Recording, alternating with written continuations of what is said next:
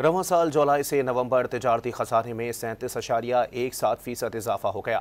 खसारा 15 अरब 46 crore 90 lakh dollars तक पहुंच गया।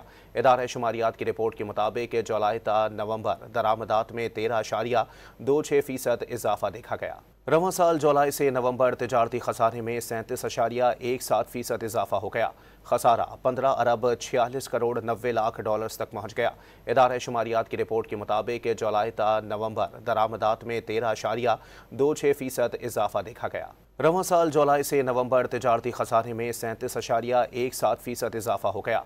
खसारा 15 अरब 46 करोड़ 90 लाख डॉलर्स तक पहुंच गया। इदारे शुमारियात की रिपोर्ट के मुताबिक जुलाई ता नवंबर दरामदात में 13.26% इजाफा देखा गया। रवां साल जुलाई से नवंबर तिजारती खसारे में 37.17% इजाफा हो गया। खसारा 15 अरब 46 करोड़ 90 लाख डॉलर्स तक पहुंच गया। इदारे शुमारियात की रिपोर्ट के मुताबिक जुलाई ता नवंबर दरामदात में 13.26% इजाफा देखा गया।